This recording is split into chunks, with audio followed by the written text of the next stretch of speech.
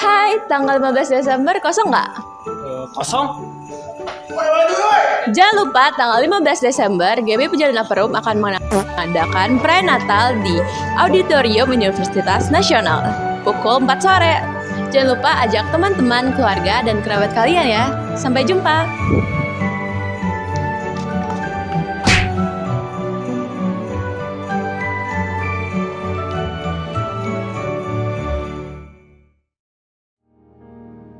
Mazmur 91. Dalam lindungan Allah. Orang yang duduk dalam lindungan yang maha tinggi dan bermalam dalam naungan yang maha kuasa akan berkata kepada Tuhan, tempat perlindunganku dan kubu pertahananku, Allahku yang kupercayai. Sungguh, dialah yang akan melepaskan engkau dari jerat penangkap burung, dari penyakit sampar yang busuk. Dengan kepaknya, ia akan menudungi engkau, di bawah sayapnya engkau akan berlindung. Kesetiaannya ialah perisai dan pagar tembok. Engkau tak usah takut terhadap kedahsyatan malam, terhadap panah yang terbang di waktu siang, terhadap penyakit sampar yang berjalan di dalam gelap, terhadap penyakit menular yang mengamuk di waktu petang. Walau 1.000 orang rebah di sisimu, dan 10.000 di sebelah kananmu, tetapi itu tidak akan menimpamu. Engkau hanya menontonnya dengan matamu sendiri dan melihat pembalasan terhadap orang-orang fasik. Sebab Tuhan ialah tempat perlindunganmu, yang maha tinggi telah kau buat tempat perteduhanmu. Malapetaka tidak akan menimpa kamu, dan tulah tidak akan mendekat kepada kemahmu. Sebab malaikat-malaikatnya akan diperintahkannya kepadamu untuk menjaga engkau di segala jalanmu. Mereka akan menatang engkau di atas tangannya, supaya kakimu jangan terantuk kepada batu. Singa dan ular tedung akan kau langkahi, engkau akan menginjak anak singa dan ular naga. Sungguh, hatinya melekat kepadaku, maka aku akan meluputkannya, aku akan membentenginya, sebab ia mengenal namaku. Bila ia berseru kepadaku, aku akan menjawab. Aku akan menyertai dia dalam kesesakan, aku akan meluputkannya dan memuliakannya. Dengan panjang umur akan kukenyangkan dia, dan akan kuperlihatkan kepadanya keselamatan daripadaku. Pentakosta ketiga. 1. Pentakosta ketiga adalah pencurahan Roh Kudus yang sangat dahsyat di zaman ini, melebihi yang terjadi di Azusa Street. 2. Pentakosta ketiga akan mengakibatkan penuaian jiwa yang terbesar dan yang terakhir sebelum Tuhan Yesus datang kembali. 3. Pentakosta ketiga akan membangkitkan generasi Yeremia, yaitu anak-anak muda yang dipenuhi Roh Kudus, cinta mati-matian kepada Tuhan Yesus, tidak kompromi terhadap dosa, dan akan bergerak untuk memenangkan jiwa. 4. Pentakosta ketiga lahir di Indonesia yang bergerak ke bangsa-bangsa. Gerakan ini dari timur ke barat dan akan kembali ke Yerusalem. 5. Pentakosta ketiga akan memberikan kuasa untuk menyelesaikan amanat agung Tuhan Yesus, dan setelah itu Tuhan Yesus datang kembali.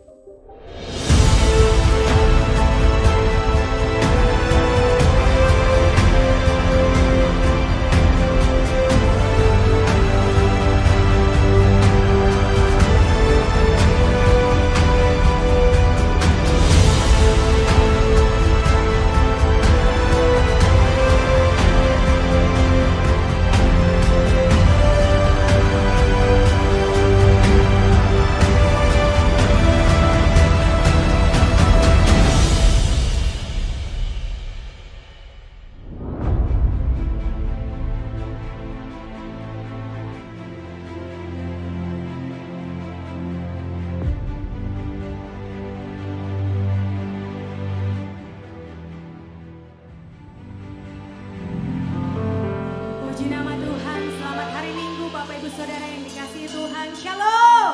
Shalom. Sekali lagi shalom. Haleluya. Yang bersuka cita di dalam Tuhan, saya mau lihat tangan-tangannya dilambaikan di hadapan Tuhan. Boleh kasih tepuk tangan yang luar biasa buat Tuhan. Kita sambut Tuhan Yesus di tempat ini. Haleluya. Terima kasih Tuhan. Kami mengucap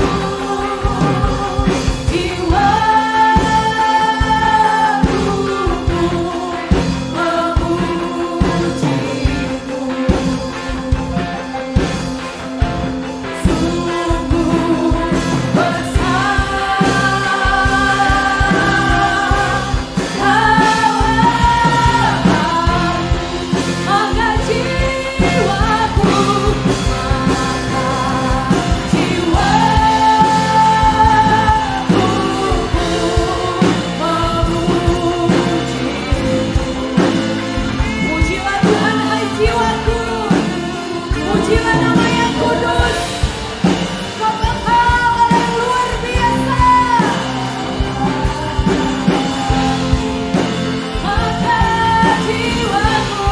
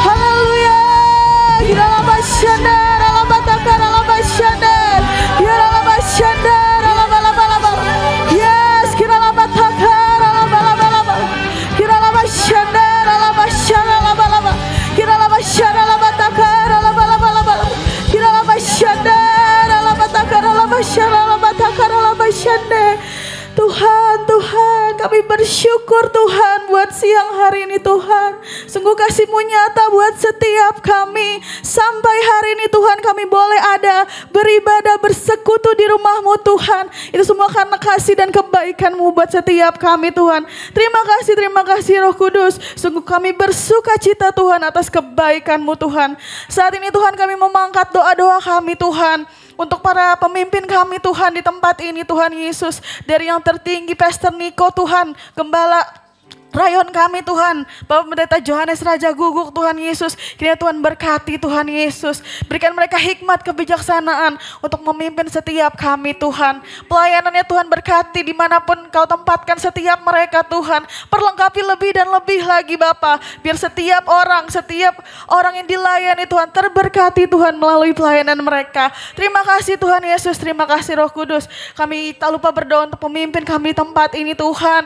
Bapak Pendeta Sabto Edi Raharjo Tuhan berserta Ibu Enda, Mbak Priski dan juga Elmo Tuhan Yesus. Kiranya perkenanan Tuhan turun atas pemimpin kami di tempat ini Tuhan Yesus. Terima kasih Tuhan para koordinator di tempat ini Tuhan Yesus. Om Agung beserta Tante Esther Tuhan Yesus. Ko Yohan beserta Tante Rini, Om Carlo beserta Tante Mercy Tuhan Yesus, kiranya semua Tuhan berkati dan perlengkapi lebih dan lebih lagi Bapa demi nama kemuliaan-Mu. Berikan mereka kesehatan, kekuatan, hikmat dan kebijaksanaan yang daripadamu. Terima kasih Tuhan Yesus, terima kasih Roh Kudus. Kami tak lupa berdoa Tuhan Yesus untuk pemimpin kami di Indonesia ini Tuhan Yesus, di bangsa ini Tuhan. Dari presiden kami Bapa, terima kasih untuk presiden yang Kau sudah pilihkan buat setiap kami Tuhan Yesus. Kami percaya Bapa semua itu berasal dari Engkau Bapa, kiranya Engkau berkati setiap mereka Bapa dari yang tertinggi sampai yang terendah Tuhan Yesus. Kiranya Kau berikan Bapa hikmat kebijaksanaan untuk memimpin kami Tuhan Yesus seturut dengan kehendak-Mu Bapa. Jakarta juga Tuhan Yesus, kota di mana Kau tempatkan buat setiap kami Tuhan Yesus, kiranya nanti Tuhan di 27 November kami akan memilih kepala daerah yang baru Tuhan Yesus. Kiranya kami percaya Tuhan yang daripadamu Bapa, pemimpin yang daripadamu itu boleh terpilih buat kota di tempat di mana kami tinggal Tuhan Yesus. Terima kasih Tuhan Yesus, terima kasih Roh Kudus. Tak lupa juga Tuhan Yesus, kami berdoa buat pembicara hari ini Tuhan Yesus, Bapak Pendeta Togap Tuhan Yesus, kiranya Kau berkati setiap firman yang diberikan Tuhan. Biar setiap apapun Tuhan Yesus perkataanmu melalui hamba-Mu Tuhan Yesus dapat kami mengerti Bapa. Berikan kami telinga seorang hamba Tuhan Yesus. Kiranya kami dapat mendengar, mengerti Tuhan Yesus dan menjadi pedoman kami untuk menjalani setiap hari-hari kami Bapa.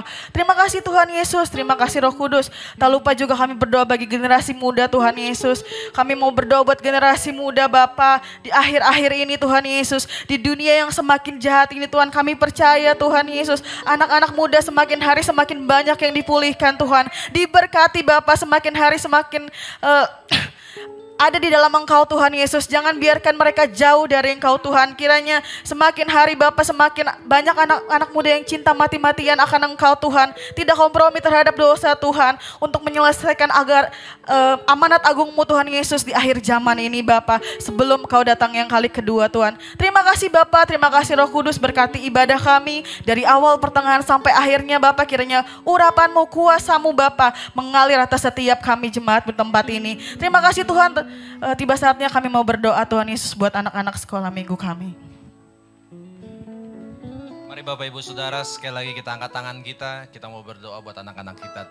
Bapa dalam sorga, berkati anak-anak kami Tuhan, beri pertumbuhan yang sempurna, organ-organ tubuh bertumbuh dengan sempurna, panca indera bertumbuh dengan sempurna, otak bertumbuh dengan sempurna dalam nama Tuhan Yesus.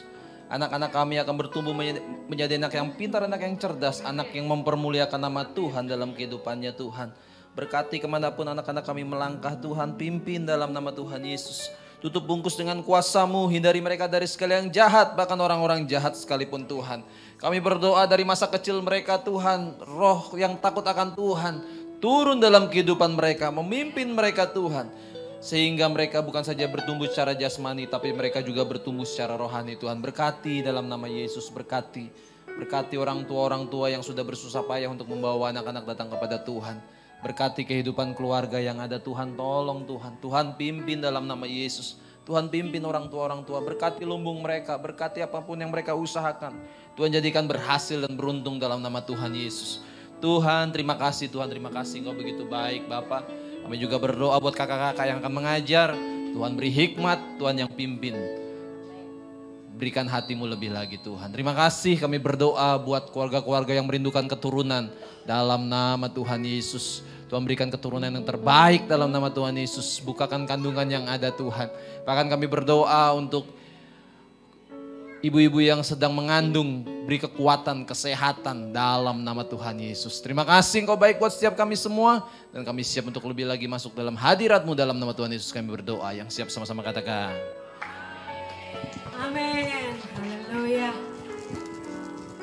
Saya mau lihat tangan-tangan yang bersuka cita di dalam Tuhan. Tangan-tangan yang siap memberikan pujian, tarian, penyembahan yang terbaik buat Tuhan. Saya mau lihat dua tangannya dilambaikan di hadapan Tuhan. Sorakan, haleluya. Kami mau menari bagi-Mu Tuhan Yesus. Yes. Kasih tepuk tangan yang terdahsyat, yang paling luar biasa buat Allah kita. Sambil sorakan haleluya.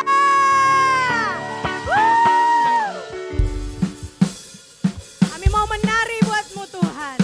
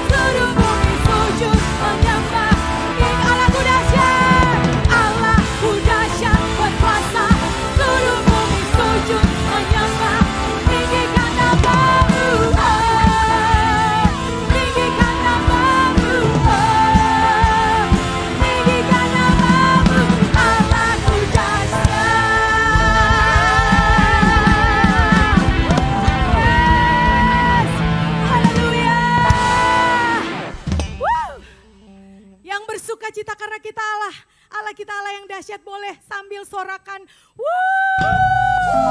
Sambil kepalkan tangan Bapak Ibu Saudara, 3 kali kita serukan Allahku dahsyat. Amin.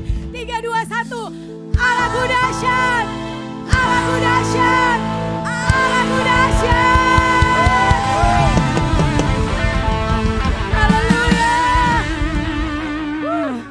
Silakan kembali duduk Bapak Ibu Saudara.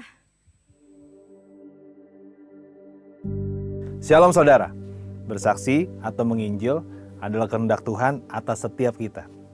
Sesaat sebelum naik ke sorga, Tuhan Yesus menyatakan, tetapi kamu akan menerima kuasa kalau Roh Kudus turun ke atas kamu. Dan kamu akan menjadi saksiku di Yerusalem dan di seluruh Yudea dan Samaria dan sampai ke ujung bumi. Tuhan Yesus mempersiapkan murid-murid sedemikian rupa agar suatu hari mereka pergi dan memberitakan Injil atau menjadi saksi.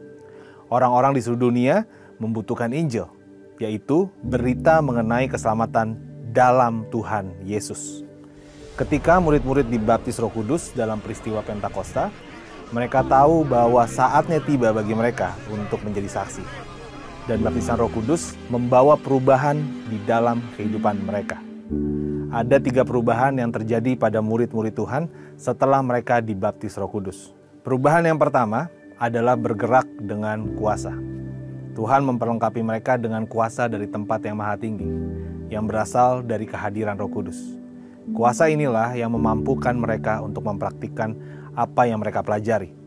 Misalnya, Tuhan Yesus menyembuhkan orang sakit, kemudian Tuhan mengajarkan mengenai kesembuhan. Murid-murid yang adalah manusia biasa baru dapat mempraktikkan kuasa kesembuhan setelah mereka memperkatakan firman dengan kuasa Roh Kudus, seperti yang Yesus ajarkan kepada mereka. Contohnya saja adalah mengenai kesembuhan atau seperti Petrus dan Yohanes saat hendak beribadah. Mereka berjumpa dengan seorang yang meminta-minta. Orang itu mengharapkan mendapatkan pemberian uang dari mereka. Tetapi Petrus berkata, "Emas dan perak tidak ada padaku, tetapi apa yang kupunyai kuberikan kepadamu. Demi nama Yesus Kristus orang Nazaret itu, berjalanlah." Lalu ia memegang tangan kanan orang itu dan membantu dia berdiri. Seketika itu juga kuatlah kaki dan mata kaki orang itu. Orang itu mungkin tidak mendapatkan uang, namun memperoleh hal yang lebih berharga, yaitu kesembuhannya. Itu adalah bukti adanya kuasa dalam hidup Petrus dan Yohanes, seperti yang Tuhan katakan. Kehadiran Roh Kudus dalam hidup murid-murid akan menghidupkan firman tersebut menjadi nyata. Perubahan yang kedua, menjadi saksi. Roh Kudus akan tinggal di dalam murid-murid, menyertai mereka, dan memberdayakan mereka menjadi saksi Yesus. Menjadi saksi artinya mereka memiliki mandat untuk mewakili Tuhan kemanapun guna memberitakan jalan keselamatan bagi orang berdosa, membawa pengharapan bagi yang tidak berpengharapan, dan pemulihan bagi jiwa yang hancur.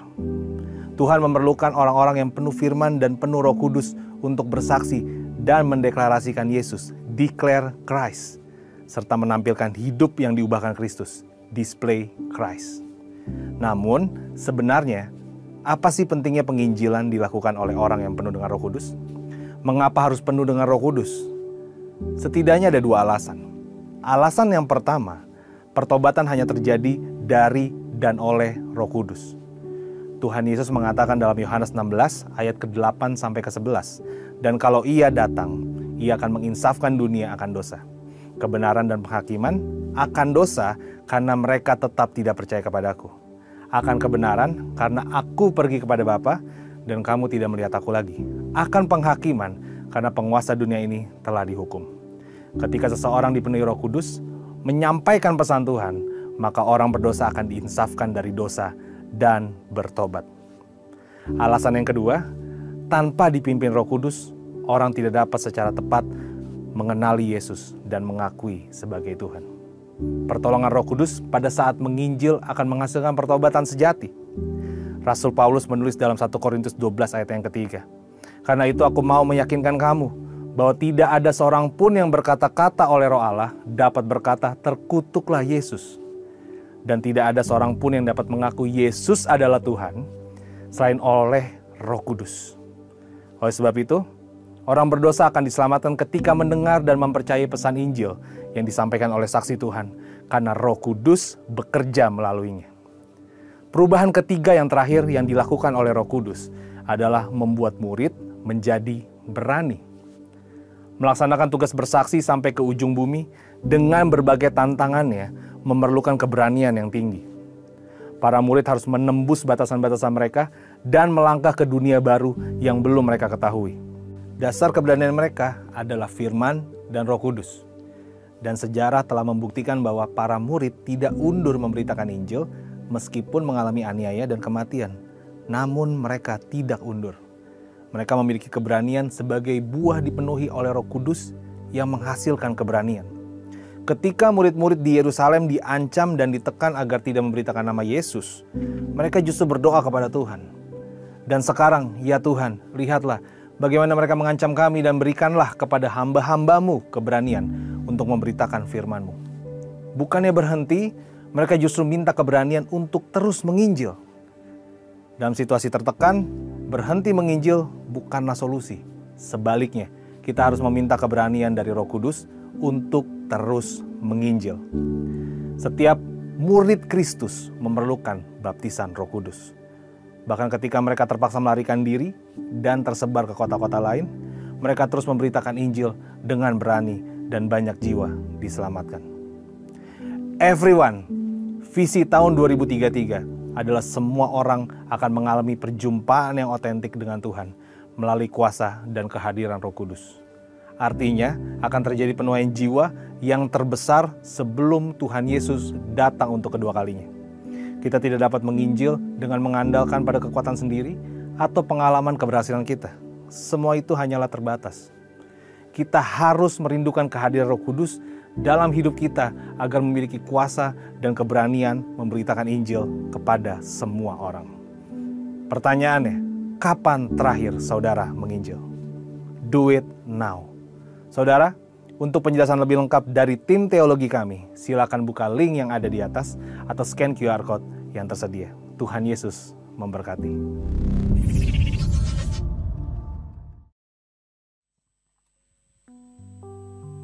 Haleluya. Mari kita siapkan hati kita, jiwa kita fokuskan sama Tuhan Bapak Ibu Saudara.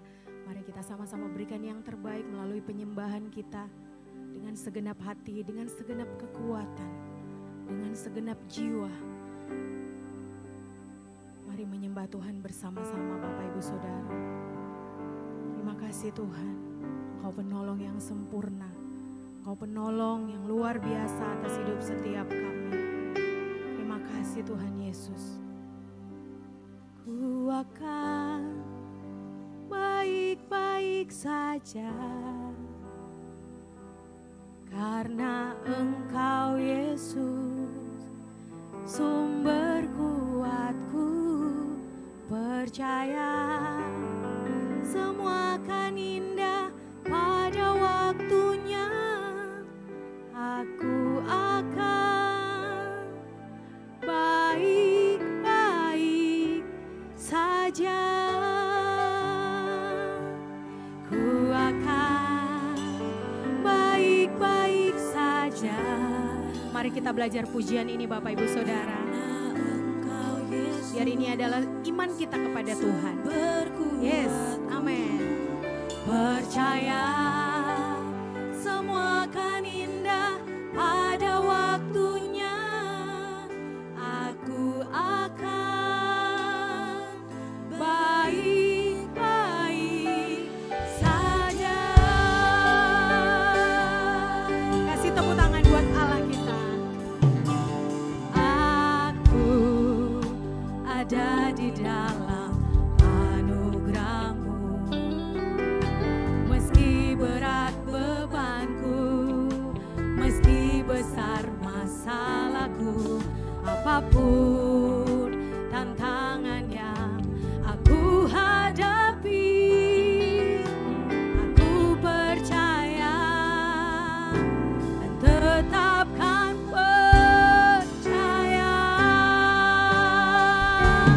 Ku akan baik-baik saja. Karena Engkau Yesus, sumber kuatku,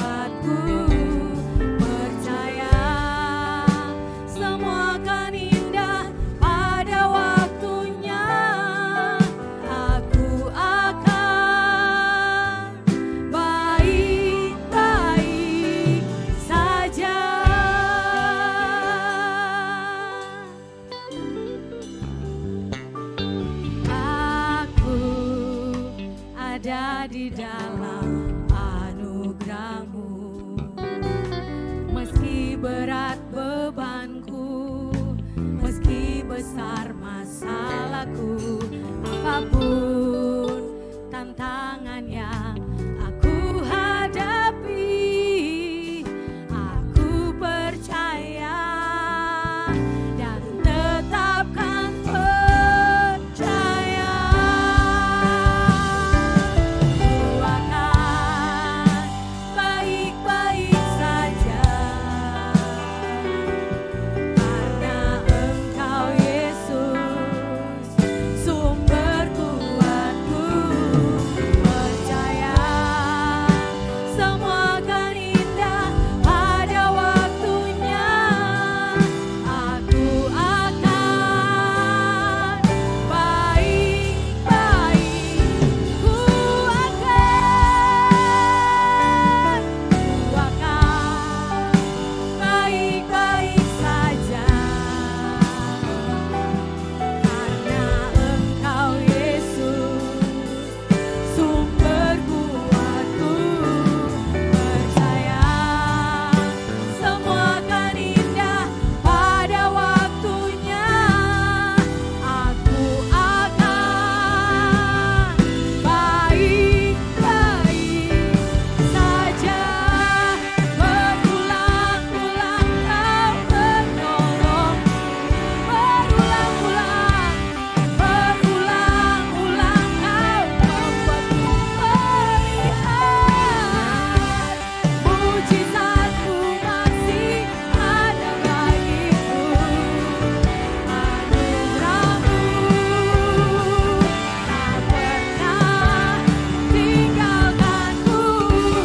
Berulang-ulang Kau menolong. Amin. Kita ditolong Tuhan, Bapak Ibu Saudara.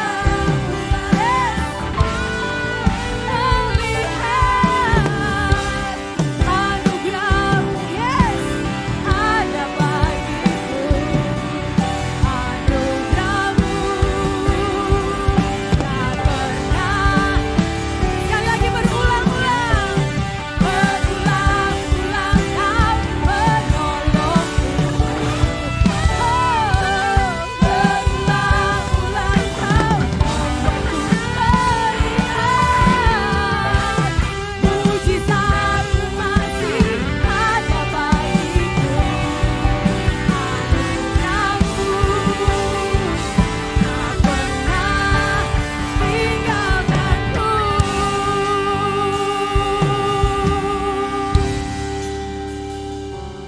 Ku akan baik-baik saja. Mari katakan dengan iman Bapak Ibu Saudara. Karena Engkau Yesus bersama Tuhan, kita akan baik-baik saja.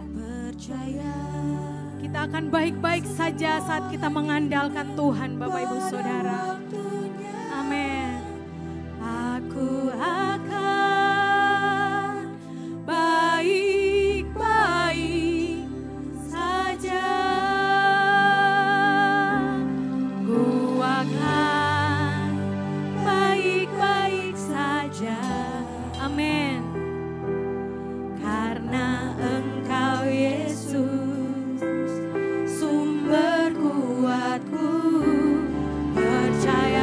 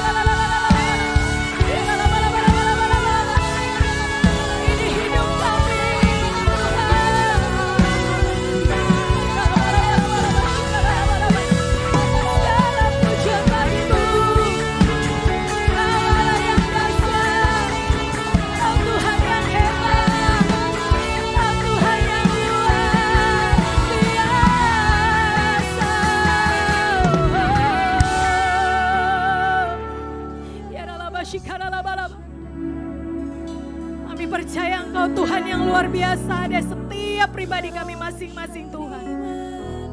Terima kasih Tuhan Yesus. Engkau dahsyat, Engkau ajaib.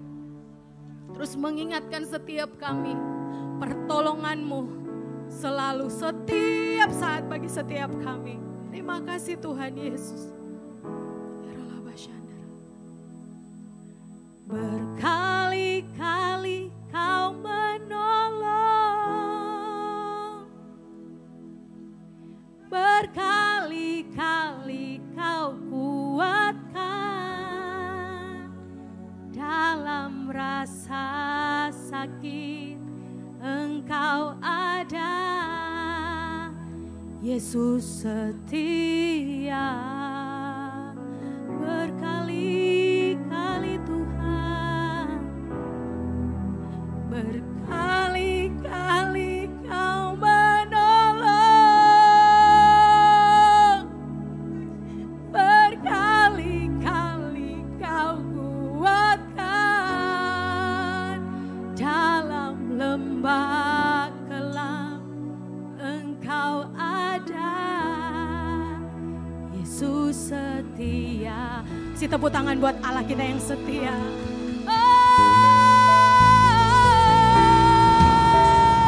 Berkali-kali Kau menolong, berkali-kali Kau ingatkan buat setiap pribadi masing-masing Bapak Ibu Saudara. Berkali-kali Tuhan menolong setiap kita. Oh, Dia Yesus yang setia.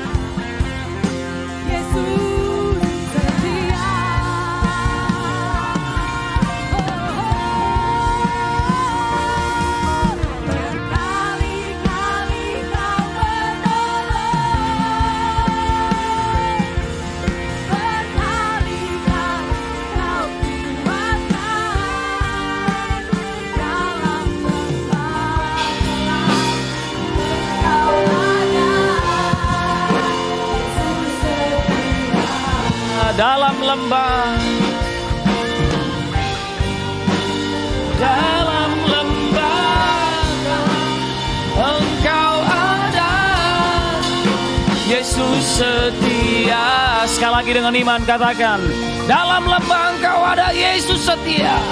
Dalam lembah kelam Engkau ada, Yesus setia.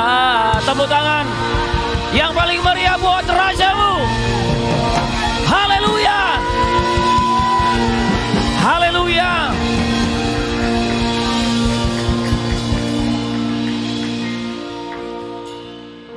Kami mau mendengarkan firman. Yang kami percayai adalah pribadimu sendiri. Karena kami percaya Engkau yang berfirman. Dan firman itu adalah Kristus. Dan kami percaya waktu kami mendengarkan firman, hidup kami mengalami perubahan. Dimulai dari cara berpikir kami. Dan kami mau tempatkan kebenaran itu di hati kami dan pikiran kami ya Tuhan. Sehingga hidup kami dikendalikan oleh kebenaran firman. Dan firmanlah yang berkuasa dan memerintah atas hidup kami. Siapapun kami yang datang, kami percaya saat ini kami sudah disembuhkan. Karena firman-Mu yang berkata kepada setiap kami, bahwa oleh bilur-bilurnya kamu sudah sembuh demi nama Yesus. Kami percaya kami yang datang dalam keadaan bimbang, teguh. Karena kebenaran firman meneguhkan kami. Dalam keadaan apapun, firman Tuhan menjadi jawaban. Karena kami tahu bahwa firman adalah pribadimu sendiri. Berfirmanlah kepada kami Tuhan. Selalu ada harapan di dalam Engkau. Itulah janjimu buat kami. Demi nama Yesus, kami mau dengarkan firman-Mu. Amin. Silakan duduk Bapak Ibu Saudara-saudara. Selamat siang ya. Saudara, tentunya ibadah yang kedua ini bergumul ya. Tapi saya bersyukur dan saya percaya jemaat di sini udah makan semua. Amin ya. Ya sebab ini kan jam makan siang sebetulnya. Tapi di tempat ini kita jam makan firman. Amin. Haleluya, jam 12 siang. Saudara, ada sebuah pernyataan dari seorang penulis buku yang bernama Stephen Covey. Dalam bukunya, dulu dia punya 7 Habit. Tapi ada perubahan dan pembaharuan dituliskan 8 Habit. Jadi 8 kebiasaan. Dia tulis begini. Bahwa apabila Anda ingin membuat perubahan dan perbaikan kecil, sedikit demi sedikit lakukan sesuatu pada tatanan praktek. Ya, praktik, tingkah laku dan sikap. Tetapi bila Anda ingin membuat perbaikan besar yang amat berarti, katanya gini. Lakukan sesuatu pada paradigma. Amin. Saudara, kita seringkali melakukan hal-hal yang teknis. Ternyata hal-hal yang teknis itu tidak berpengaruh banyak. Kita melakukan pelatihan-pelatihan secara fisik. Tetapi itu tidak membawa perubahan yang total. Dan dia bilang gini, apabila Anda ingin membuat perbaikan besar yang amat berarti, lakukan sesuatu pada paradigma. Cara pandang kita. Ya, saya sebagai bapak rohani, Bapak Ibu sekalian, saya bersyukur saya membina banyak orang dalam pelayanan dan dalam pekerjaan juga. Saya pernah mengalami juga menjadi anak rohani. Saya pernah juga menjadi bawahan. Ternyata Bapak Ibu gini, waktu saya menjadi bawahan, menjadi orang yang dipekerjakan, saya melihat tidak terlalu luas. Saya hanya melihat kebutuhan saya. Saya hanya melihat kalau saya kerja 1 bulan, saya melayani 1 bulan, ini yang saya dapat.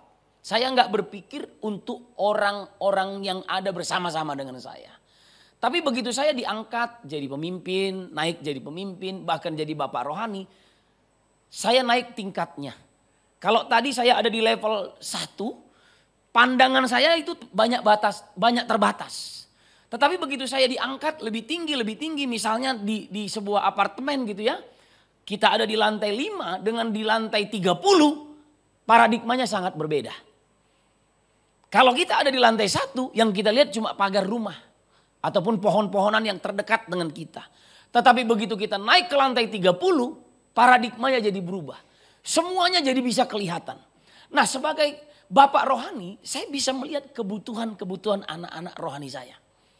Waktu saya jadi anak rohani, cuma kebutuhan saya yang saya mau lihat. Apa yang saya bisa dapatkan, apa yang saya perlukan, apa yang saya peroleh kalau saya lakukan ini. Tetapi kalau jadi bapak rohani naik, pemikirannya berubah, cara pandangnya berubah. Gini, apa yang saya bisa bagikan kepada anak-anak rohani? Apa yang saya bisa berikan? Apa yang saya bisa korbankan? Bapak Ibu lihat di sini, berubah nggak cara pandangnya? Berubah sekali. Itu sebabnya gereja ini, kita semua umat Tuhan, Bapak Ibu dengar baik-baik. Kita perlu mengubah cara pandang kita. Change people's paradigm.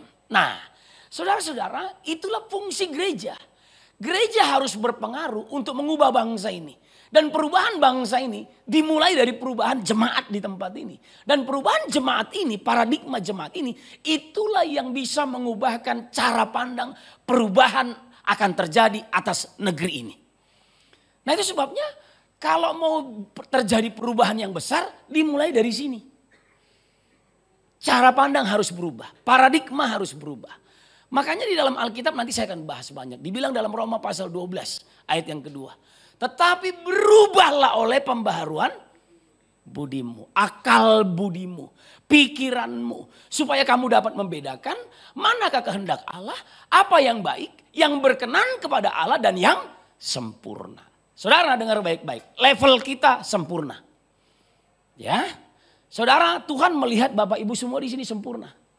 Saya ketemu kemarin dengan menghadiri sebuah ibadah penghiburan kematian dari seorang suami yang suaminya meninggal tapi udah bercerai.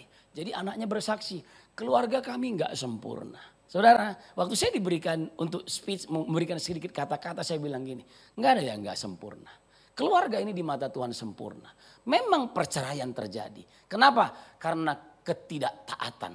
Tetapi di mata Tuhan keluarga ini sempurna. Saudara, cara pandang. Makanya kalau kita udah dewasa, kita udah makin tua tapi ada juga tua nggak dewasa-dewasa ya Bu ya. Ya, saya lihat di sini udah tua-tua dan dewasa, men. Ya, bahkan yang anak-anak muda juga dewasa, men. Saudara, kalau kita semakin dewasa, semakin berumur, kita ini semakin panjang berpikir untuk memutuskan sesuatu. Tetapi anak-anak muda, mohon maaf, muda nggak berarti nggak dewasa. Tetapi orang-orang yang nggak dewasa, dia terlalu cepat mengambil keputusan. Kenapa? Karena cara pandangnya nggak pernah berubah. Nah itu sebabnya hari ini kita mau transform people's paradigm. Bagaimana gereja ini bisa berpengaruh untuk lingkungan, untuk kota, bahkan untuk bangsa. Dimulai dari perubahan pikiran kita, baru nanti kita bisa mengubahkan paradigma orang-orang di sekeliling kita yang Tuhan percayakan untuk kita layani. Saudara, perlu kita ketahui bahwa itu selalu dimulai dari pribadi. Karena gereja itu dimulai dari diri kita. Gereja masuk dalam keluarga. Waktu kita berubah, kita masuk dalam sebuah keluarga, change family paradigm. Lalu kita masuk ke gereja lagi. Ini kan tatanannya pribadi, rumah keluarga, gereja. Makanya jangan pernah mengutamakan gereja sebelum keluargamu beres dulu. Amin. Beresin dulu rumah tanggamu, baru masuk melayani gereja. Sebab Alkitab juga bilang, kalau kamu gak bisa urus keluargamu, bagaimana mungkin kamu bisa mengurus jemaat Allah? Amin. Kok kayaknya diam semua nih ya. Saudara, ini kebenaran, ini Alkitab bilang. Nah jadi gereja itu kita. Gereja kedua adalah keluarga. Institusi yang pertama dibentuk oleh Tuhan, keluarga. Ayo Bapak Ibu, jadi berkat dulu di keluarga. Ini paradigma yang perlu dibangun. Jangan sibuk-sibuk melayani gereja, tapi keluargamu gak beres, berantakan. Amin. Yang keluarganya berantakan katakan amin. Haleluya ya. Saya juga pernah ngalami keluarga berantakan, tapi saya perlu membereskan itu. Nah keluarga, setelah keluarga kemana? Naik lagi ke tingkat berikutnya, gereja. Di gereja ini kita harus punya pemahaman ataupun paradigma yang sama dalam pelayanan. Doktrin yang sama kata Alkitab. Satu visi, satu hati, satu jiwa kata firman Tuhan. Nah setelah gereja baru kita bisa mengubah people's paradigm. Baru kita berdampak untuk lingkungan dan negeri di mana Tuhan menempatkan kita.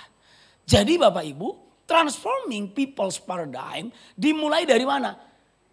Renewing minds, renewing the mind. Bagaimana cara berpikir kita selama ini. Jadi banyak orang lakukan hal-hal yang fisik yang kelihatan. Tapi perubahan yang dahsyat itu dilakukan dari perubahan pikiran.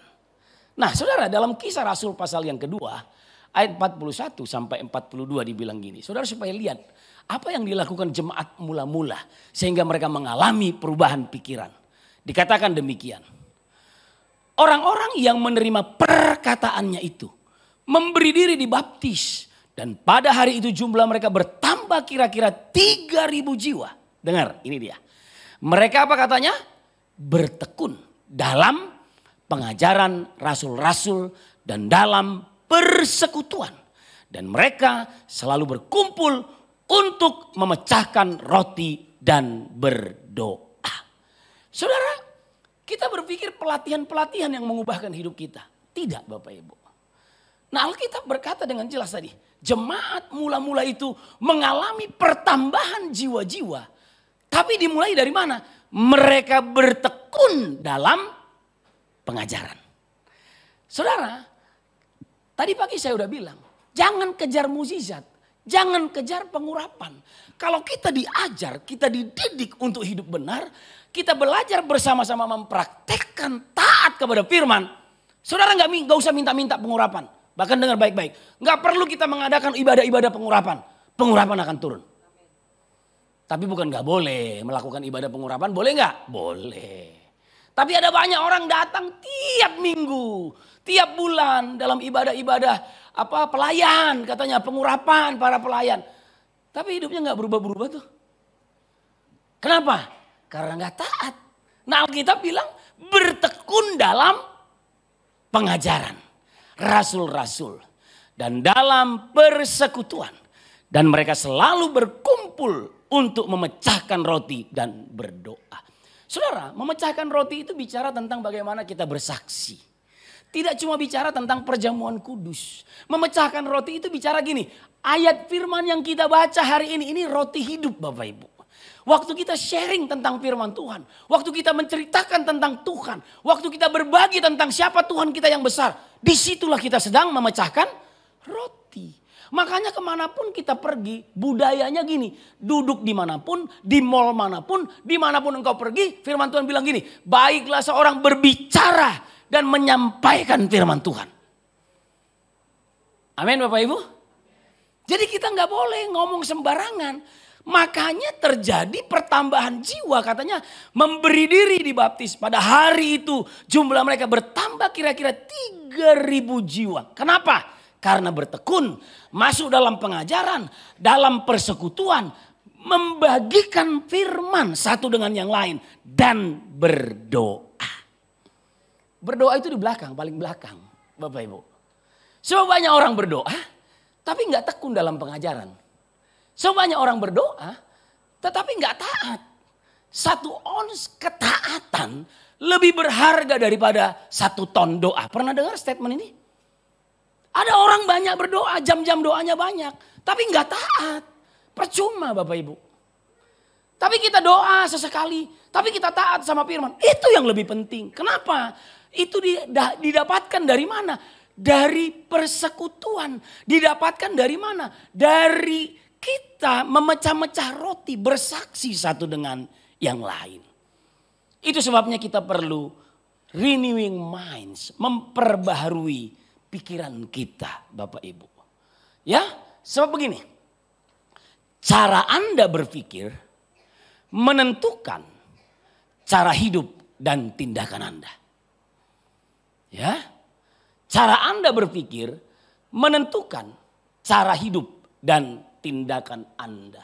Gaya hidup Anda ditentukan oleh apa yang saudara taruh dalam pikiran dan hati. Saudara kalau baca dalam Alkitab, orang Kristen itu berpikir bukan cuma pakai ini, tapi juga pakai hati. Makanya firman Tuhan itu kita dengar, kita taruh dalam pikiran, lalu kebenaran itu kita taruh dalam hati. Yesus sendiri bilang gini sama orang ahli Taurat dan orang Farisi. Kenapa kamu berpikir demikian di dalam hatimu? Hati. Makanya dia bilang gini, ya, jagalah hatimu dengan segala kewaspadaan. Karena dari situlah terpancar hidup. Dari sinilah terpancar Kristus. Taruhlah Kristus dalam hatimu. Supaya apa? Supaya pikiran-pikiran Kristus yang terpancar dalam kehidupanmu. Makanya jaga hati katanya gitu. Nah saudara, cara berpikir Anda menentukan cara hidup dan tindakan Anda. Amin. Kalau saya memandang berpikir bahwa ini minuman ini adalah minuman keras. Lalu saya punya pikiran di kepala saya, minuman keras itu, mabuk-mabuk itu bagus buat saya akan minum. Karena di pikiran saya bahwa mabuk itu bagus. Tapi kalau saya lihat di pikiran saya gini bahwa tidak mau minum minuman keras, nggak mau hal-hal yang nggak kudus. Maka begitu lihat minuman keras, alkohol yang ini kita akan menolak. Amin. Coba saudara-saudara, kita suka perjamuan kudus kan ya? Dan kita pakai anggur nggak? Pakai anggur ya? Saudara, ibu-ibu kira-kira kalau ditawarin anggur di rumah temanmu minum nggak? Banyak-banyak nggak kan? Tapi kenapa dalam perjamuan kudus Bapak Ibu minum itu anggurnya? Karena di dalam pikiran kita itu adalah darah Kristus. Karena kita mengimani itu adalah darah Kristus. Tapi kalau di rumah teman kita yang kaya-kaya disiapin anggur, kita minum nggak banyak-banyak? Enggak, karena kita tahu itu memabukkan. Tapi karena kalau anggur perjamuan kita minum, kita tahu kita diingatkan kembali akan korban Kristus di salib. Itu dimulai dari cara berpikir Bapak Ibu. Jadi kita tidak menolak anggur itu karena waktu kita perjamuan kudus kita tahu itu adalah darah Kristus buat kita. Tapi kalau kita ditawarkan anggur-anggur di apa misalnya di diskotik, kita kan nggak akan minum itu. Kenapa? Karena cara berpikirnya. Amin. Sampai sini Bapak Ibu ayo kita lanjutkan ya. Nah ternyata cara berpikir Anda menentukan cara hidup dan tindakan Anda. Coba kita cek sekarang cara berpikir kita. Apa yang kita taruh dalam pikiran kita. Saya bangun tiap pagi 4:30. Paling lambat 4:30. Tiap pagi. Hampir 20 tahun saya praktek itu. Dan saya baca Alkitab. Tiap pagi. Gak pernah berhenti. Karena saya tahu gini. Kalau pikiran saya pagi-pagi udah mikirin yang lain. Berantakan hidup saya. Lalu saya melatih diri saya. Untuk bangun pagi. Tapi ada orang-orang yang saya ajak bangun pagi. Ayo kita cari Tuhan pagi hari. Mereka bilang gini. Yang penting saya begitu bangun saya baca firman. Jam berapa bangunnya? Jam 10 katanya. Dia berpikir gini bahwa gak apa-apa. Bangun jam 10 juga gak apa-apa. Dengar baik-baik. Kenapa Yesus bangun pagi-pagi benar setiap hari? Sebelum Yesus disalibkan, dia pergi ke Taman Getsemani untuk apa? Kalau saudara Bapak Ibu baca Alkitab, Yesus bukan karena mau disalibkan dia ke Taman Getsemani. Dia pergi ke Taman Getsemani untuk berdoa. Alkitab bilang gini, seperti yang biasa dilakukannya. Pagi-pagi benar. Waktu saya selidiki, ternyata Bapak Ibu, bangun pagi itu menyehatkan tubuh. Orang kalau tidurnya terlambat, bangunnya siang, metabolisme tubuhnya jadi gak sehat. Jadi kegemukan, mulai ada penyakit masuk. Tetapi kalau orang tidurnya teratur, tidur jam 10, jam 11, bangun jam 5 pagi, jam 4:30, jam 4, sehat dia. Sakit flu itu gak akan datang. Tapi kalau saudara-saudara berpikir gak apa-apa kan yang penting jam tidurnya dapat 8 jam. Maka saudara sakit-sakitan. Itu dimulai dari mana? Cara berpikir. Jadi saya memutuskan, saya nggak jarang sekali lah ya, kadang-kadang memang nggak tidur karena pelayanan. Tetapi saya memutuskan tidur jam 10, jam 11 paling lambat. Tapi kalau ada pelayanan di daerah apa, mau nggak mau terpaksa, nggak apa-apa. Tapi saya tetap bangun pagi-pagi. Nanti siangnya saya kasih jam tidur 1 jam, 2 jam. Cara berpikir, cara pandang. Ya, nah cara berpikir Anda menentukan cara hidup dan tindakan Anda. Apapun itu Bapak Ibu. Dalam semua keputusan yang kita ambil, itu selalu dimulai dari cara berpikir kita. Sebuah kisah di sini dikatakan, untuk mengeluarkan bangsa Israel dari Mesir, tidak perlu waktu lama. 10 tulah diberikan. Dan gak lama, Fir'aun bilang, keluar aja Israel dari Mesir ini. Dan mereka keluar dari Mesir. Dalam perjalanannya Bapak Ibu, berapa tahun bangsa Israel sampai ke Kanaan? 40 tahun. Berapa orang yang keluar dari Mesir sampai ke Kanaan? 2 orang aja. Yosua dan Kaleb. Kenapa Bapak Ibu? Karena cara berpikir yang salah. Ya, ternyata gini.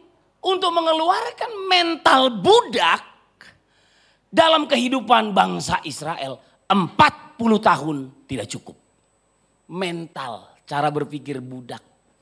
Makanya waktu di Padang gurun mereka bilang gini, Musa kembalikan kami ke Mesir. Di Mesir kami masih bisa makan daging. Di Mesir kami bisa lakukan banyak hal. Di Mesir kami bisa hidup. Sementara sebetulnya Tuhan sedang mau membawa mereka ke tanah perjanjian, yaitu tanah Kanaan. Tanah yang penuh dengan susu, lemak, madu, dengan berkat. Saudara, inilah pengalaman kekristenan kita hari-hari ini. Berkaca kepada Mesir. Berkaca kepada perjalanan Israel keluar dari tanah Mesir menuju ke tanah perjanjian. Kita ke gereja 20 tahun tapi nggak berubah-berubah juga. Kenapa? Untuk mengeluarkan kita, untuk menyelamatkan kita butuh percaya. Mengaku dengan mulut, percaya dalam hati.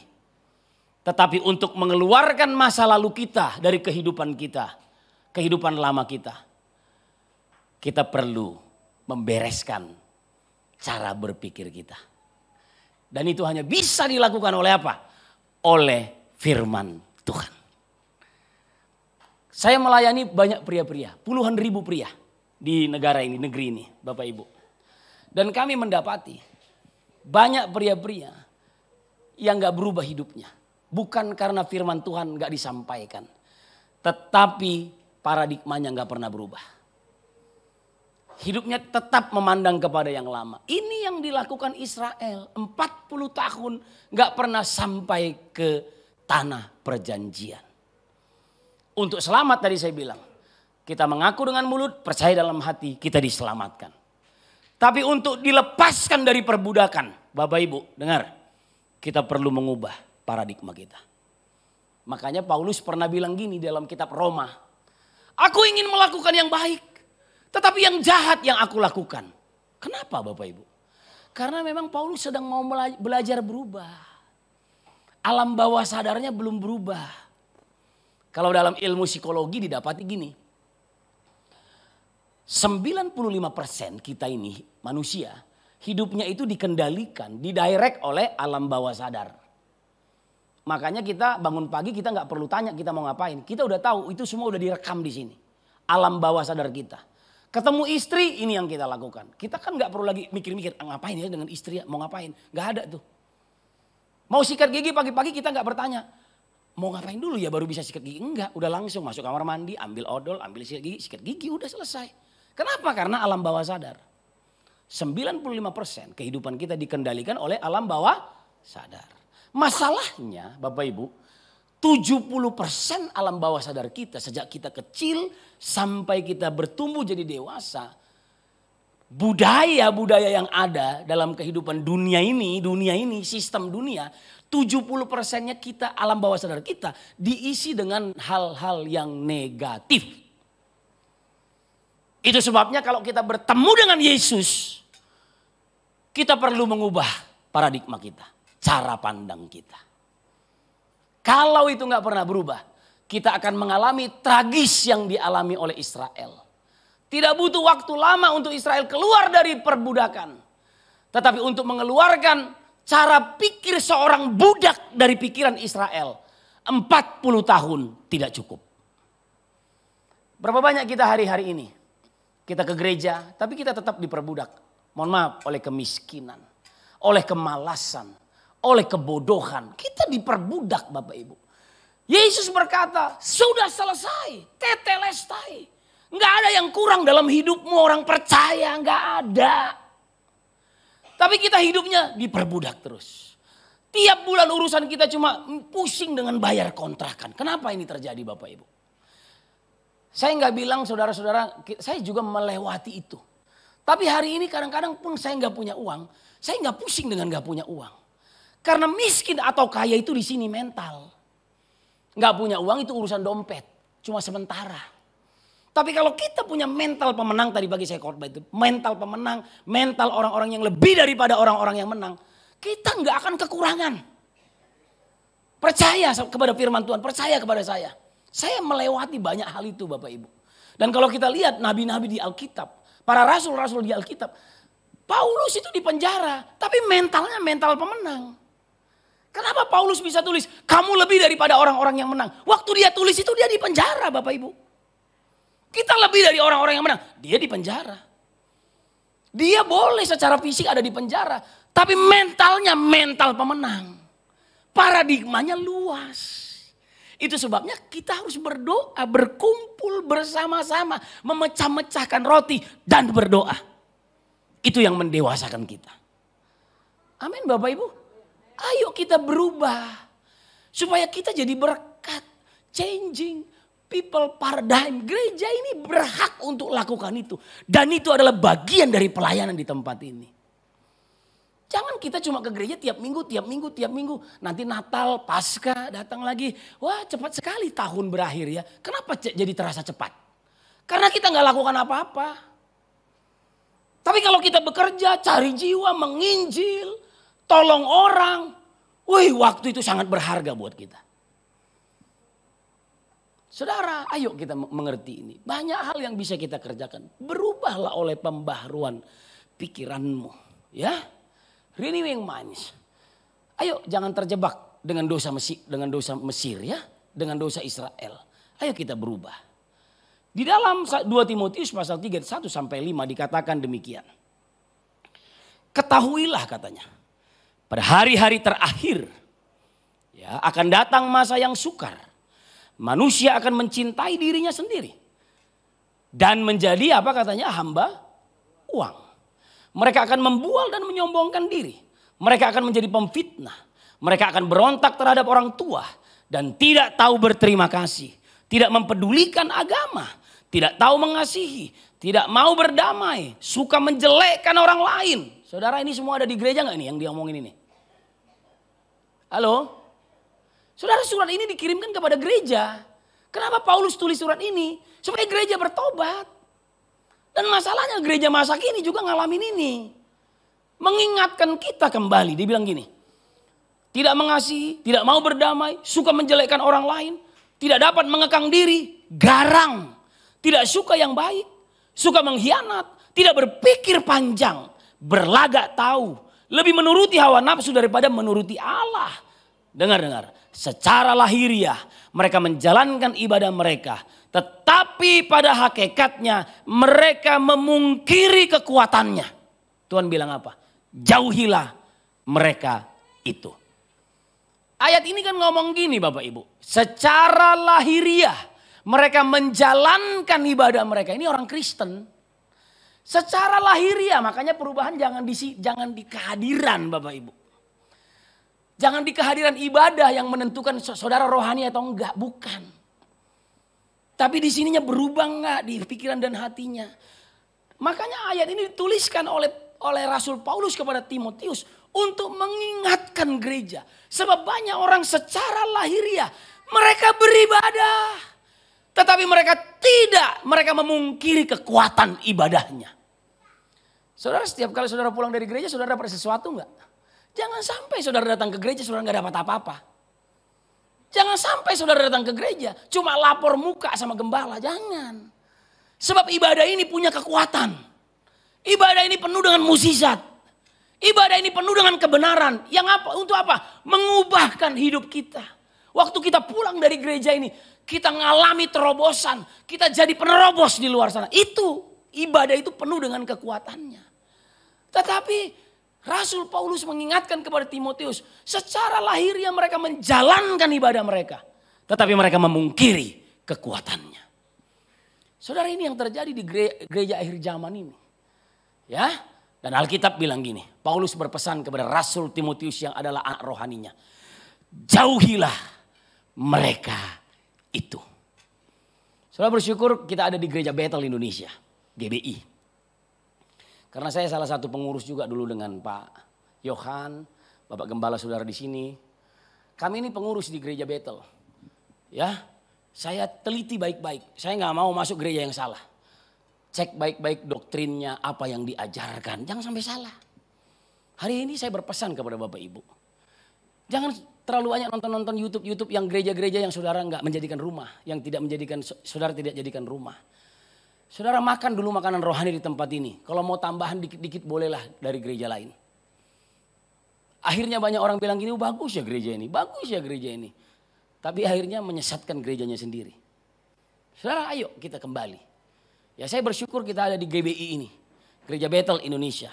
Saya nggak bilang gereja yang lain sesat atau gimana. Tapi saya bersyukur doktrin kita masih alkitabiah. Pengajarannya juga jelas. Semua doktrin dari atas diatur turun ke bawah. Kalau ada yang menyeleweng dipanggil, ditegur, diluruskan kembali. Nah saudara, kembali. Renewing minds. Kita perlu memperbaiki diri kita. Hari-hari ini kita perlu berpikir panjang. Ya. Tapi ini kenyataannya. Tidak suka yang baik. Suka mengkhianat. Dan apa katanya? Tidak berpikir panjang. Saudara, gimana dengan hidup kita? Kita suka berpikir panjang gak? Itu yang saya bilang tadi. Orang semakin dewasa, dia akan semakin penuh dengan hikmat. Dia akan bertanya dulu kepada Tuhan. Dia akan minta konfirmasi kepada yang rohani, kepada bapak-bapak rohani, kepada pemimpin-pemimpin rohani untuk memutuskan sesuatu, berpikir panjang. Tapi banyak orang sedikit-sedikit memutuskan, sedikit-sedikit nggak bisa. Ini yang benar, ini yang benar. Karena apa? Tidak berpikir panjang. Dan tidak berpikir panjang itu seringkali identik dengan berlagak tahu. Lebih menuruti hawa nafsu daripada menuruti Allah. Saudara, ini kebenaran ya. Dan memungkiri kekuatan ibadah. Saya bahas sedikit mengenai tidak berpikir panjang. Apa sih berpikir panjang? Klik lagi bantu saya. Nah, ternyata berpikir panjang itu sederhana, gini aja. Kalau kebiasaan yang biasa saya lakukan, saya terus lakukan. Apa akibatnya? Ya, saudara, saya nggak tahu saudara bangun jam berapa tiap pagi. Tapi saya mau menasihatkan saudara, bangunlah pagi-pagi. Karena Yesus meneladankan itu kepada kita. Dan setelah saya teliti, memang ternyata orang yang tidurnya tepat jamnya, bangunnya juga pagi-pagi, sehat tubuhnya. Kayaknya saudara nggak setuju dengan saya gitu ya. Sehat Bapak Ibu. Anak saya bangun 4:30 pagi. Yang umur 2 tahun 4:30 pagi, dia berdoa dengan kita. Yang 7 tahun juga begitu, yang sekolah SD. Papi bangunkan aku tiap pagi. Dan kami tidak menemukan anak-anak itu sakit, flu, pilek, nggak ada. Sehat. Ya, mulai ubah kebiasaan-kebiasaan kita yang nggak baik. Orang cara berpikir kita bilang gini, nggak apa-apa kan? Memang kenapa? Kan nggak berdosa. Nggak berdosa sih, tapi nggak baik. Ayo kita mulai berpikir panjang. Bagaimana mungkin kita bisa menghasilkan sesuatu hal yang banyak. Kalau hal-hal yang kecil kita nggak setia, kan itu kata firman Tuhan. Jadi tidak berpikir panjang, kalau kebiasaan yang saya lakukan terus saya lakukan. Apa jadinya? Kalau saya bangun siang tiap hari, apa jadinya? Kalau saya hidup nggak pernah nolongin orang susah, apa jadinya? Kalau mulut saya ini nggak pernah memuji istri saya, apa jadinya? Kalau mulut saya ini nggak pernah bilang I love you sama istri saya sendiri, apa jadinya? Muji istri orang kita suka, cantik kali ya dia ya gitu ya. Tapi istri kita nggak pernah kita bilang cantik kau ya sayang ya, nggak pernah. Amin ibu-ibu? Iya ya, ibu-ibu mulai senang nih ya. Saudara, pikirkan ini. Ayo berpikir panjang, renewing the mind, perbarui pikiran kita. Lebih bagus kita muji istri kita sendiri, pasangan kita. Puji anak-anakmu, jangan puji orang lain. Amin. Tapi banyak kita memuji-muji orang lain. Makanya anak kita, kamu itu coba lihat anaknya itu, si itu. Anak kita stres jadinya. Gak usah banding-bandingkan anak kita dengan anak orang lain. Kamu bilang, kamu ini papa kamu nih, papa kamu. Kamu pasti luar biasa, kamu anak hebat, anak yang luar biasa. Oh luar biasa. Tapi kita kan seringnya gini, aduh papi udah pusing lihat kamu. Nah udah, ngomong itu terus sama anak. Lakukan lagi, gak berpikir panjang. Hari ini saya mau bilang Bapak Ibu, ayo berubah. Bilang sama istrimu tiap pagi, I love you. Kan gitu. Amin Pak? Agak berat Bapak ngomong. Amin? Ya ayo. Berpikir panjang. Karena satu kalimat bilang I love you kepada pasangan kita tiap hari, itu menyembuhkan sakit penyakit kita. Karena waktu kita ngomong bilang luar biasa sekali istrinya Bapak itu. Istrimu sakit Pak, dan kita jadi sakit. Kalau istri sakit kita juga sakit kan. Ayo berpikir panjang. Dari hal-hal yang sederhana. Amin. Roma pasal 12 ayat 2 berkata, janganlah kamu menjadi serupa dengan dunia ini. Tetapi berubahlah oleh pembaharuan budimu. Sehingga kamu dapat membedakan manakah kehendak Allah. Apa yang baik, yang berkenan kepada Allah dan yang sempurna. Saudara, dibilang gini. Supaya kamu dapat membedakan manakah kehendak Allah. Apa yang baik, yang berkenan kepada Allah dan yang sempurna. Saudara, banyak orang ingin tahu kehendak Allah. Tetapi tidak pernah memperbaharui cara berpikirnya. Makanya nggak pernah ketemu dengan kehendak Allah.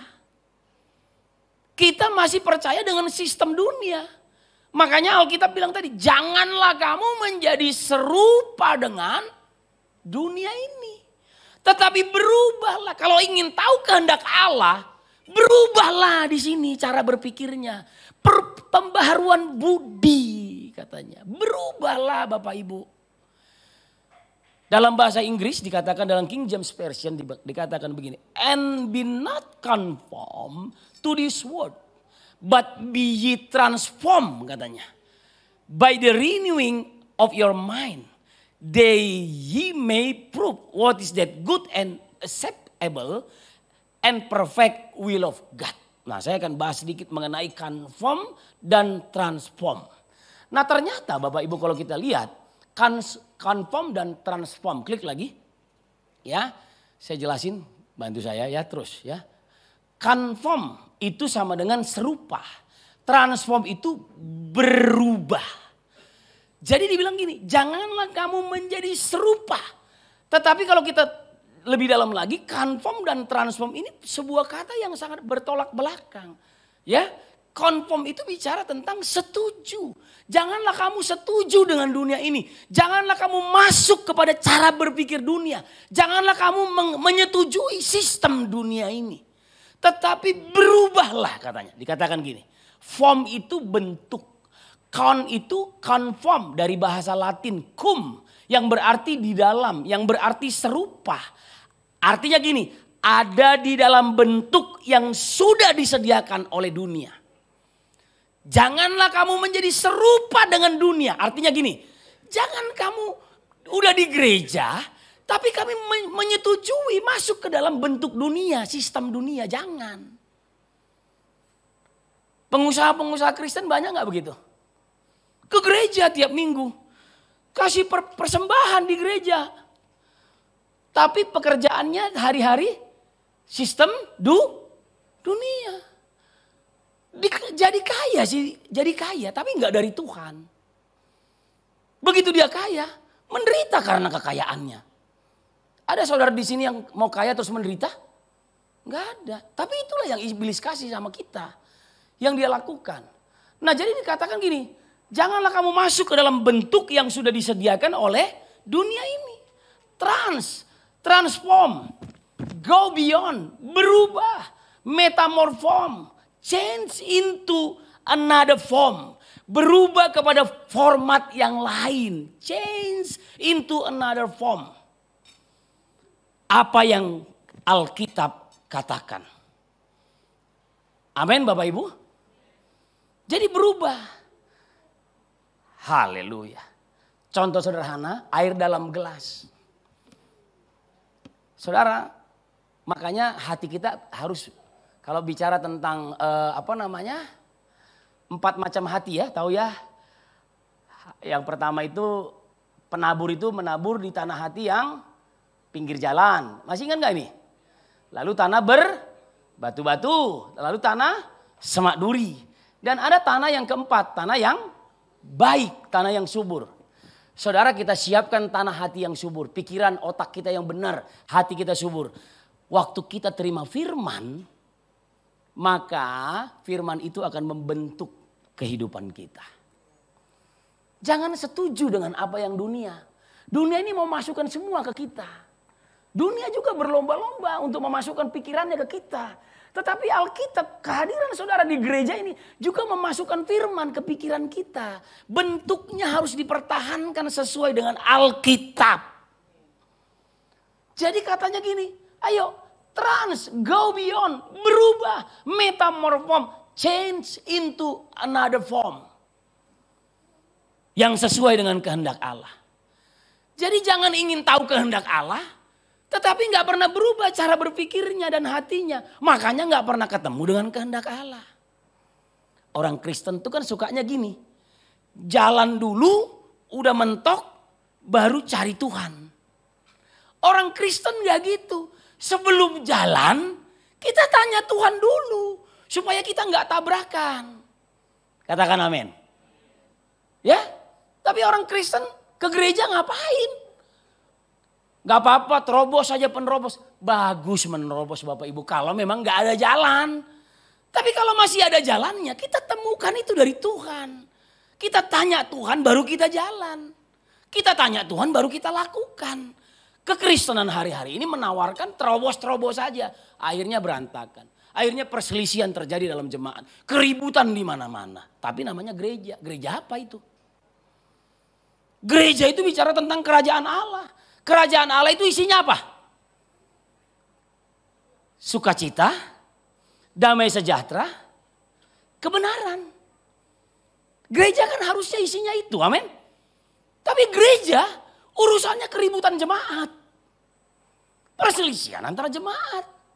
Suami istri yang ribut. Bukan itu isi gereja.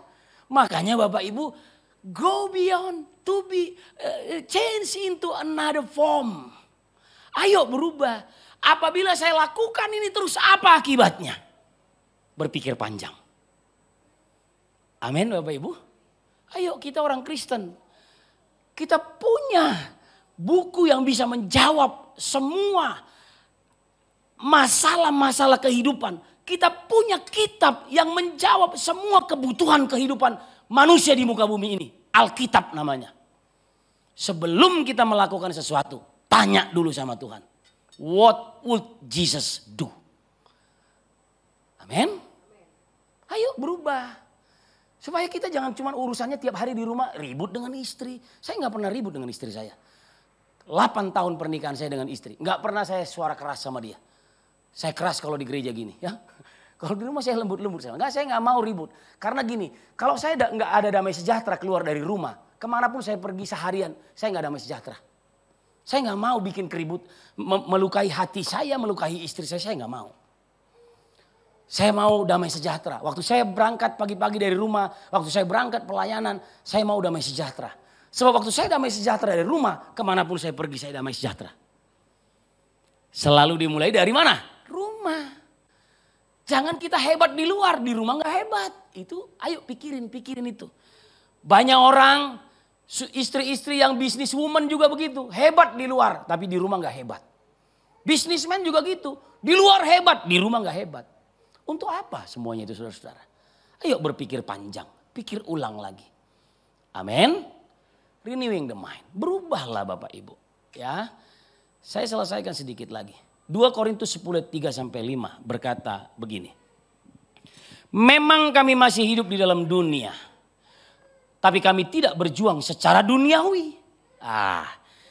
Paulus ngomong ini kepada jemaat di Korintus. Memang kita ini masih hidup di dalam dunia. Tapi jangan hidup, katanya gini, berjuang secara duniawi. Karena senjata kami dalam peperangan bukanlah senjata duniawi. Melainkan senjata yang diperlengkapi dengan kuasa Allah. Yang sanggup untuk meruntuhkan benteng-benteng. Kami mematahkan setiap siasat orang. Dan merubuhkan setiap kubu yang dibangun oleh keangkuhan manusia. Untuk menentang pengenalan akan Allah. Dengar baik-baik, Paulus ngomong gini. Kami menawan segala pikiran dan menaklukkannya kepada Kristus. What would Jesus do? Tanya firman. Setiap pagi saya berdoa dengan istri. Kami selalu bertanya.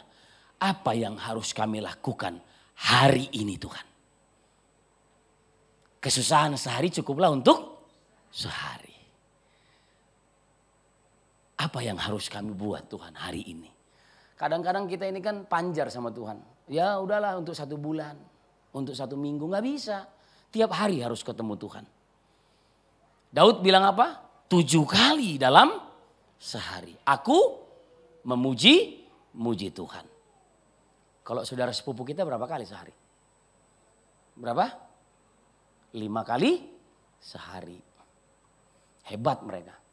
Kita berapa kali? 7. Daud ngajarin berapa? 7 kali dalam sehari aku. Mana lebih hebat? Orang Kristen atau saudara sepupu kita? Mereka 5 kali sehari hebat. Kita lebih hebat gak? 7 kali. Mana lebih hebat? 7 kali lebih hebat. Amin. Tapi gak usah cerita-cerita sama mereka. Kenapa? Mereka 5 hari mereka lakukan. Kita 7 kali gak kita lakukan. Jadi percuma. Saudara ayolah, ayo. Sekarang ini lagi musim lagu yang namanya Ku terhubung denganmu. Ayo terhubung terus dengan Tuhan. Lakukan itu, jadikan itu kebiasaan berpikir panjang Bapak Ibu. Nah dikatakan gini di ayat yang keempat. Ini ya. Melainkan senjata yang diperlengkapi dengan kuasa Allah yang sanggup untuk meruntuhkan benteng-benteng. Benteng-benteng ini di mana saudara-saudara? Bukan musuh di sini nih. Di sini pikiran kita, hati kita yang harus beres. Tuhan perlengkapi kita dengan segenap senjata Allah untuk merapikan benteng-benteng yang ada di pikiran dan hati kita. Bukan untuk menghakimi orang.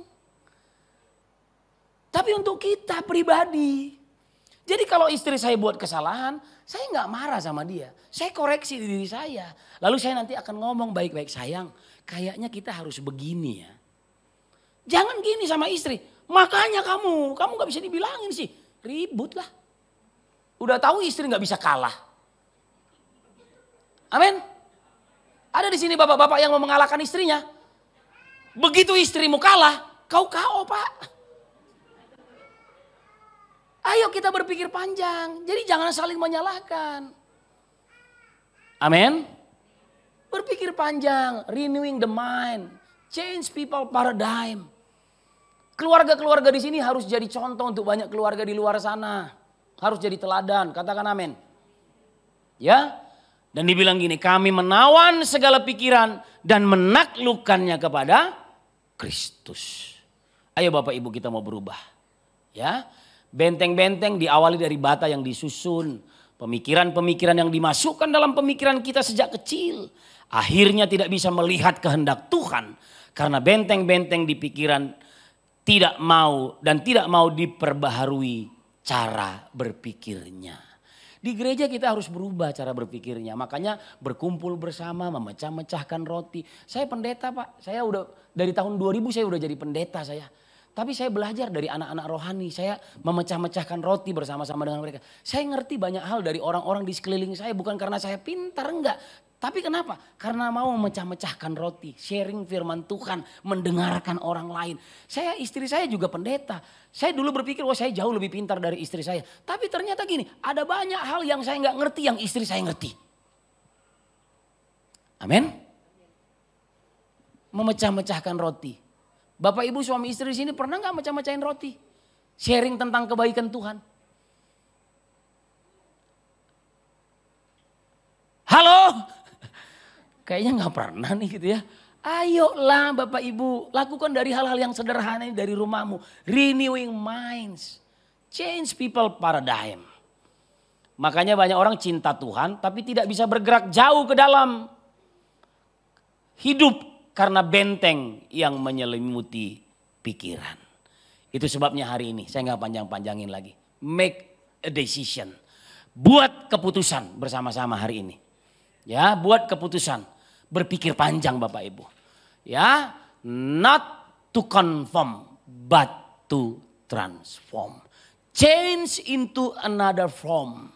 Masuklah ke dalam pikiran Kristus. Taruh firman Tuhan di pikiran dan hatimu. Maka saya percaya dan doa kita semua. Anak-anak kita jadi orang yang diberkati dan orang yang ditakuti di dunia ini. Keluarga kita jadi berkat untuk banyak orang. Kita mengubah dunia di sekeliling kita. Mentransformasi kota di mana Tuhan mempercayakan untuk kita hidup dan melayani hari ini. Tepuk tangan buat Tuhan. Tuhan memberkati kita semua. Mari bangkit berdiri. Haleluya.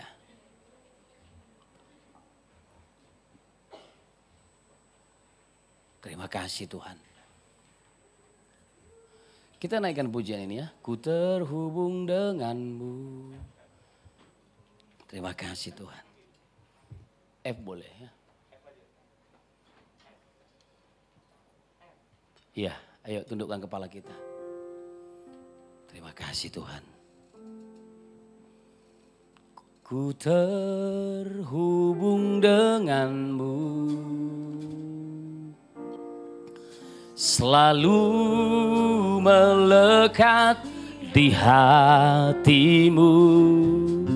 Firman-Mu itulah dasar hidupku yang berdaulat atas. Ku terhubung terhubung denganmu, selalu melekat di hatimu, selalu melekat di hatimu. Firman-Mu itulah dasar hidupku yang berkuaulat atasku. Oh, haleluya. Kasih-Mu, katakan dengan iman. Kasih-Mu layakkan seluruh hidupku. Mampukan ku melakukan yang Kau inginkan. Tak bisa ku melepas menggenggam tanganku. Ku ingin lebih mengenal pribadi-Mu. Kasih-Mu, kasih-Mu layakkan seluruh hidupku. Amin Tuhan. Mampukan ku melakukan yang Kau inginkan. Tak bisa ku terlepas Kau menggenggam tanganku. Ku ingin lebih mengenal. Angkat tanganmu kepada Tuhan, katakan dengan iman. Ku terhubung denganmu. Ku terhubung denganmu. Selalu melekat di hatimu, selalu melekat di hatimu.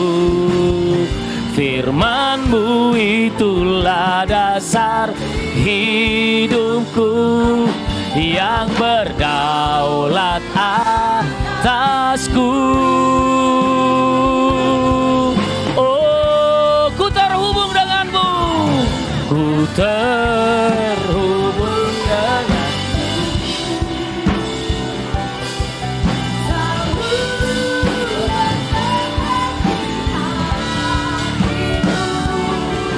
Firman-Mu itulah dasar hidupku yang berdaulat atasku.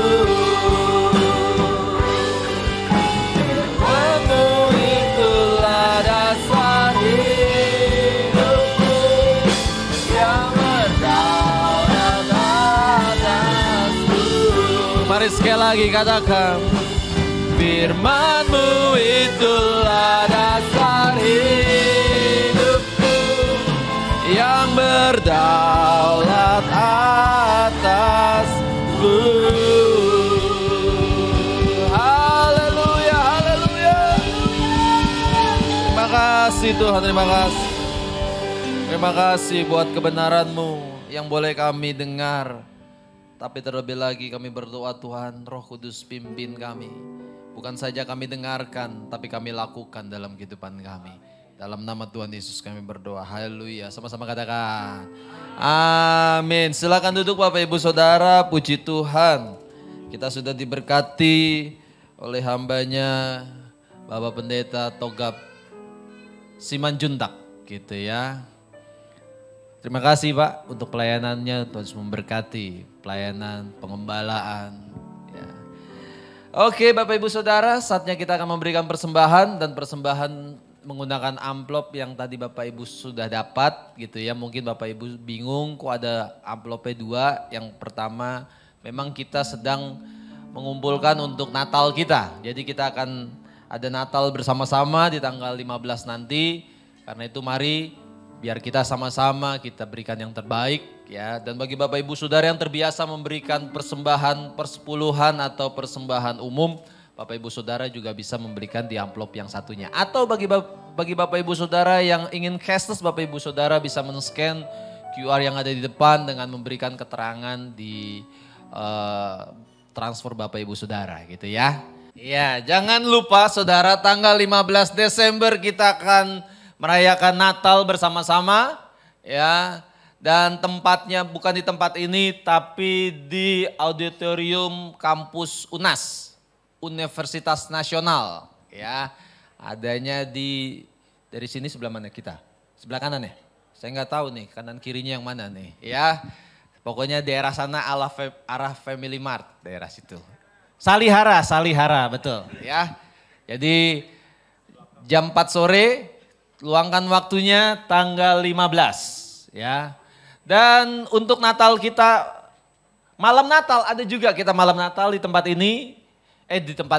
Zoom, lewat Zoom ya. Nanti link Zoom-nya akan di-share kepada Bapak Ibu Saudara untuk kita bisa berdoa malam Natal bersama. Ya, untuk Natalan hari Rabu, untuk ibadah Natal di tanggal 25 yang Bapak Ibu Saudara terbiasa tanggal 25 ibadah dulu dengan keluarga, ada di tempat ini 2 kali ibadah jam 10 dan jam 4 sore gitu ya.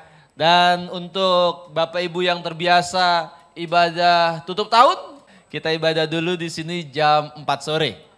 Ya, dan tahun baru kita juga ada ibadah awal tahun itu jam 10 pagi. Oke, nah Bapak Ibu Saudara juga bisa membantu dengan memberi memiliki merchandise yang kami buat ya, ada tote bag, ada kaos ya yang Bapak Ibu Saudara bisa dapatkan dan semua penghasilan ini untuk kita donasikan di Natal kita bersama-sama. Mari sekali lagi kita satukan hati kita berdoa. Sungguh kami bersyukur buat kebaikan kasih Tuhan.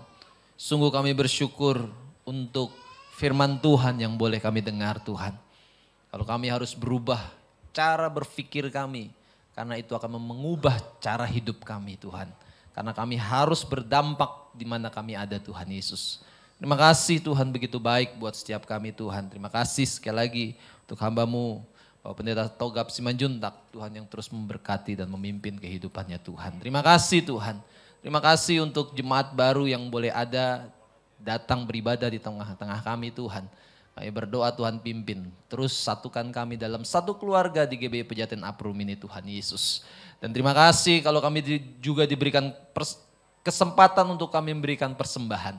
Tuhan juga yang pimpin kami untuk kami memberikan yang terbaik Tuhan. Terima kasih Tuhan pimpin kami dan kami terus berdoa untuk Natal kami tanggal 15 nanti. Tuhan campur tangan, Tuhan tolong segala kebutuhan yang kami butuhkan. Tuhan cukupkan dalam nama Tuhan Yesus. Untuk kami akan bersuka cita bersama-sama Tuhan. Terima kasih Bapak, Kau begitu baik buat setiap kami semua Tuhan. Ibadah kami sudah selesai, tapi kami percaya roh Tuhan gak pernah selesai dalam seluruh kehidupan kami. Karena itu Tuhan, sempurnakan ibadah kami di siang hari ini dengan berkat yang terbaik daripada Tuhan. Mari Bapak Ibu Saudara arahkan hati kita kepada Allah yang adalah sumber berkat. Angkat tangan kita tinggi-tinggi di hadapan Tuhan. Dan terimalah berkat kasih anugerah, damai sejahtera daripada Allah Bapa. Sempurna dalam anak yang tunggal Tuhan kita Yesus Kristus. Persekutuan penyertaan bahkan kuasa daripada Roh Kudus. Terus menyertai dan memberkati seluruh kehidupan kita semua. Mulai saat ini bahkan sampai selama-lamanya. Setiap kita yang percaya ini berkati. Sama-sama katakan. Amin. Happy Sunday and God bless you all.